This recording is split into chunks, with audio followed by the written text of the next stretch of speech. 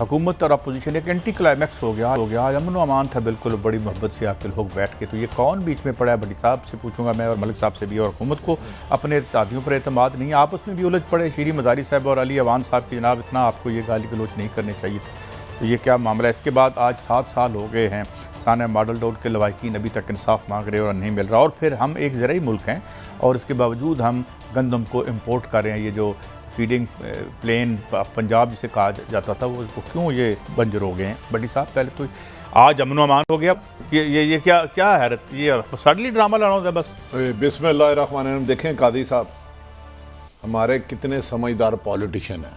4 दिन आपको वो शो दिखाते रहे, रात को 7 बजे का, 8 बजे का, 10 बजे का, 11 बजे का इन पर टॉक शो होता रहा।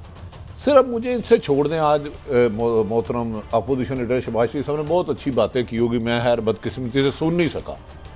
ये जो 20 करोड़ आवाम का ज़ाया हुआ है, 4 दिन तकरीर नहीं सुनी गई या नहीं सुनने दी गई, मुझे बताएं इसका कसूरवार कौन है?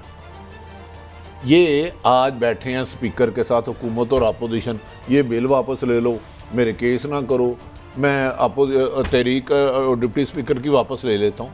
इसमें मेरे मसाइल कहाँ हैं? अवाम के मसाइल कहाँ? बड़ी साहब, अवाम के मसाइल असम्बली और से कोसों दूर हैं, बल्कि अवाम के मसाइल की दूरी की वजह। मुझे ये बताएं कि रात को कोई मुलाकातें हुई हैं, सुना है, और कि किसी ने मतलब ज़रा कान वान खींचे हैं, या क्या हुआ है? कान नहीं, सिर्फ टेलीफोन पे कहा गया कि बच्चे आपकी बाहर इसलिए लाया गया था कि आप हालात ख़राब करें, और दूसरों को भी समझाया गया है कि आप इस शोर शराबे से निकालना क्या चाह रहे हैं। एक तरफ पाकिस्तान के ऊपर बैरूनी प्रेशर बहुत ज़्यादा आ रहा है, वो आपने देखा होगा कि अमेरिकन प्रेसिडेंट और रशियन प्रेसिडेंट की भी मुलाकात हुई है अब। लेकिन मैं आपको बात बताऊं, इमरान खान इस वक्त बहुत ज़्यादा सीख पाए। उन्होंने कहा इस निज़ाम में मैं जिस डाकू लुटेरे को खरबों रुपये पकड़ता हूँ वो रिहा हो जाता है। ये असम्बली कानून साजी के लिए थी, आपने माँ बहन की गालियों के लिए रख लिया। सुना है कि वो इतने गिज्ज हो चुके हैं, कहते हैं इस मौजूदा हालात में इंसाफ नहीं हो सकता, ऐसी असम्बलियों का फ़ायदा ही कुछ नहीं है, इन्हें तोड़ देना चाहिए। मैं ये नहीं कहा तोड़, ये तो मुझे याद आ गया, अबू बकर खुदाबख्श जो कहते थे कि ये रेगुलेटरी इदारे बंद कर दें। नहीं, उन्होंने अब सुना है खान साहब ने नाराज़गी का इजहार किया सख्त। उन्होंने कहा यार ये किस तरफ पाकिस्तान जा रहा है। मैं 3 साल में खरबों के करप्शन के केस आए हैं, सारे रिहा हो गए हैं। ना कभी कानून कमज़ोर है, ताकतवर को पकड़ नहीं पाता, असम्बली में कानून साजी करनी है, मैं कह रहा हूँ कि इस्लाहत लाओ, उधर वो बजट बुकें चल रही हैं, माँ बहन की गालियाँ हो रही हैं।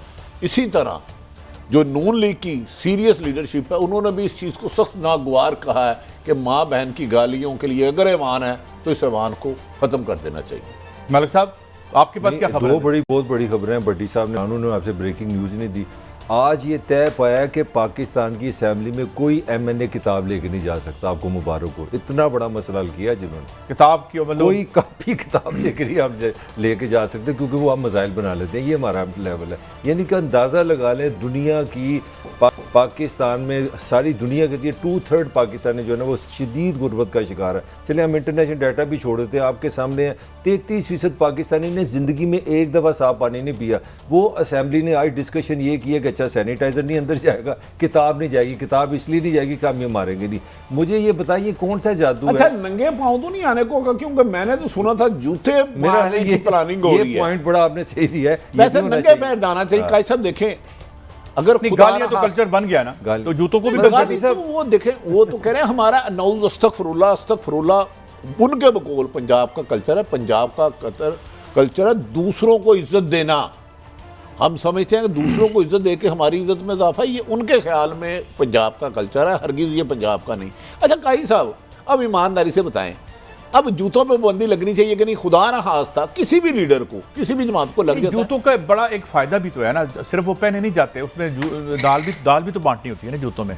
तो जूतियों में जैसे दाल बटना मुहावरा भी नहीं, बड़ा सोचना पड़ेगा। ऐनक भी हो सकती है, आप टोपी भी पहन के जा सकते हैं, आपका बटवा भी, आप टेलीफोन भी लेके जा सकते हैं, पानी वाला गिलास भी हो सकता है। भट्टी साहब, ये तो बड़ा सीरियस मसला है। अच्छा, पुराना 3310 मोबाइल नहीं होता था, बड़ी जोर से पड़ रहा था। अगर ये 2-3 MP MNA ले गए ये बड़ा और निशाने हो गए शुरू है, ऐनक अख ते मारना है, नक ते मारना। भट्टी साहब, एक और भी आइडिया है, दंद ते मारना है। अगर छोटा सा हॉस्पिटल अंदर बना लिया जाए ताकि जख्म हो जाए तो फौरन मरहम पट्टी हो जाए। बताऊं, ये आइडियल है, क्योंकि अवाम के लिए हॉस्पिटल नहीं बन सकता। हमारा से तो उधर ताल्लुक ही सारे नहीं है। अरबपति हैं, उधर बेहतरीन नहीं, प्रोफेसर अगर भी वो होंगे, जख्मी होगा तो फिर तो लेबॉर्ट्री बाहर जाना पड़ेगा ना, नहीं, यहाँ तो अंदर ही अस्पताल ही हो नहीं है, जाए, यहाँ इलाज पर फर्स्ट एड के लिए ना गाई साहब ये देखें, इतने इतने अमीर आदमी 2-2 करोड़ की गाड़ी में आते हैं, आप अवाम कीड़े मकोड़े, ना आपके पास खाने को 90% रोटी, ना साफ पानी, ना तालीम, ना सेहत, ना इंसाफ, ऐसे ही कह देते हो आप लोग। बड़ी साहब, क्या कुफर का निजाम चल सकता है, जुल्म का नहीं? पिछले 50 साल से साहब, एक जुल्म का कॉमेडी निजाम अपनी चल रहा है जगह। ना, जुल्म का ही निजाम चल रहा है ना।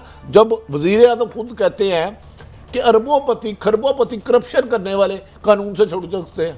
कई साहब हमारी कोई ऐसी खबर क्या आपके पास? पर्सनैलिटी के जिस तरह बड़ा भाई नहीं आता वो सोटी लेके वो चुप करके सही हो जाओ, तो मतलब इस तरह से कोई दबाव आया, किसी ने आगे समझाया कि भाई आप एटमी मुल्क को, दुनिया की 5वीं बड़ी पॉपुलेशन, पूरी दुनिया ने सर पकड़ लिया कि ये क्या कर रहे हैं अंदर। तो मेरा लिए वो लेकिन यार ये अवाम पे तो करोड़ों खर्च करते हैं ना यार। नहीं, वाम तो हमने तीनों को इसी चीज़ पे कंसेंसस है। जिस असेंबली में ये बहस हो कि आपने सैनिटाइजर की बोतल नहीं लानी, आपने टोपी नहीं पहननी, आपने किताब नहीं लेके नहीं, उसमें मैं कहाँ अच्छा बड़ी साहब, तो टेलीफोन ऊपर से आया जूते कि पड़े कि हैं। भाई आप ये काम ना करें। बट्टी साहब जूते पड़े हैं ऊपर उन्होंने से। कहा कि बच्चे इससे जग हसाई हो रही है, आपको समझाया था कि अच्छे बच्चे लड़ते नहीं, आपने लड़ाई की बजाय माँ बहन की गालियों तक आ गए। कहीं फिर आपके इसको स्क्रू ना किया जाए, आप समझ गए, बाकी बातें पूरी नहीं बताऊंगा। इमरान खान सख्त भी नाला है और नॉन लीग की अच्छे लोग, सुलझे हुए लोग, उन्होंने कहा ऐसी सियासत से तो बेहतर है सियासत से किनारा कशी कर ली। यार ये देखो ना, कल जिस तरीके से गालियां दी गई, मलिक साहब ऐसे सीरियसली में बात नहीं, मगर मेरा क्वेश्चन है कि अगर ये स्क्रू करके ठीक होते हैं तो फिर वो देर हम क्यों करते हैं? 4 दिन हमने फिर क्यों बर्दाश्त किया है? पहले दिन ही अगर वो आप भी बाप है, मेरे भी बच्चे हैं जो समझदार लोग हैं, वो कहते हैं अगर इस बच्चे को मार के सही करना था तो पहले दिन ही मार देना था, 4 दिन जरूर से ना गन डालना था। देखो बच्चे कई दफ़ा माँ बाप से चोरी चोरी भी शरारतें करते हैं, ये मलक साहब बात मान जाए। ये बच्चे सही होने वाले नहीं है, ये डंडा चलता रहेगा तो इस तरह चलेगा। ये डंडा नहीं अच्छा, लगा। हमने पीर जाना बिगड़या है। तिगड़िया हाँ, का, वो ये हमारी- डंडा ले आओ, लाकते मारो। ये ऐसे ही चलेगा, तो ऐसे हम ही 2-3 चलेगा। वापस आएंगे ब्रेक के बाद, तो ये बात करेंगे कि जो स्पीकर साहब के खिलाफ वापस ली गई है नो ट्रस्ट, वो क्या मामला है, और बड़ी दिलचस्प खबरें हमारे साथ रही।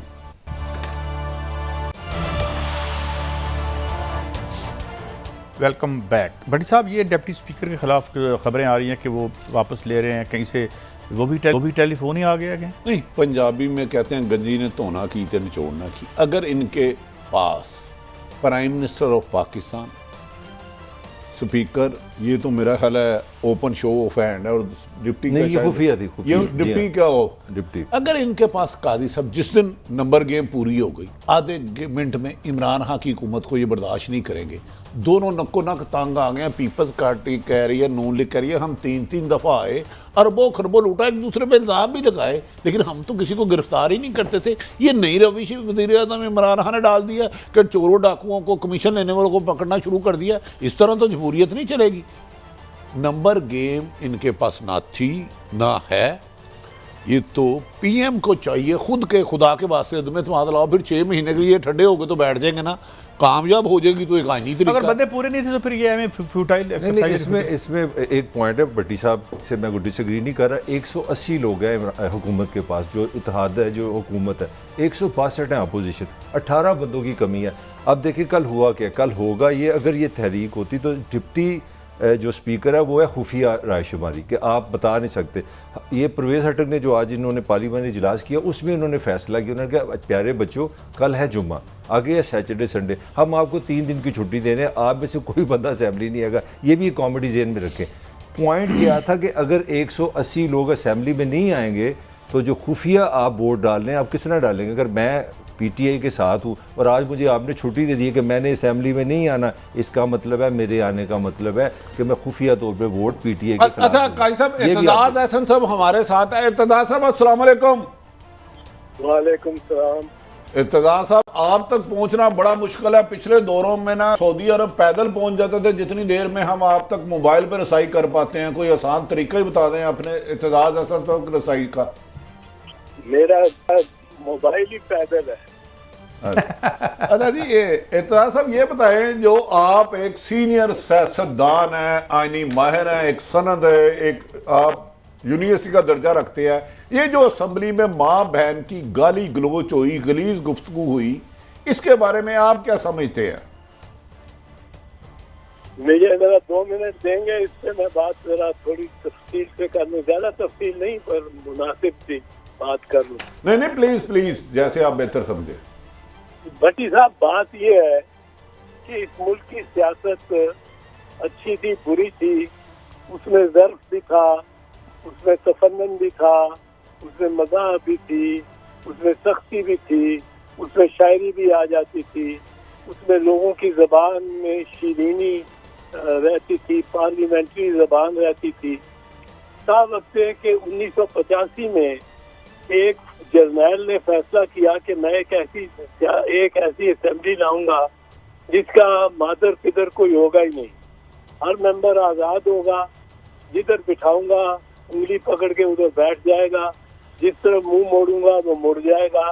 वो 1985 की असेंबली असल में इस मुल्क की बर्बादी का बायस है। यहाँ सारे जो इक़दार थी और जो रवायात थी उनको तबाह कर दिया।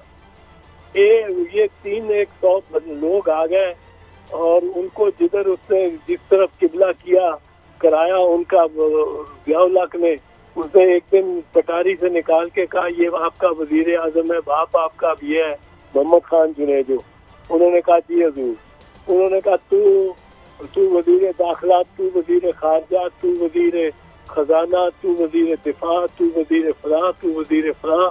अब वजारत खेलो बच्चों, और मैं अपना काम करता रहूंगा। हुकूमत तो मैंने ही चलानी है और मेरे साथियों ने चलानी है, और आप एक तरफ ड्रामा लगाई रखो और ये ड्रामा दुनिया को कन्विंस करता रहेगा।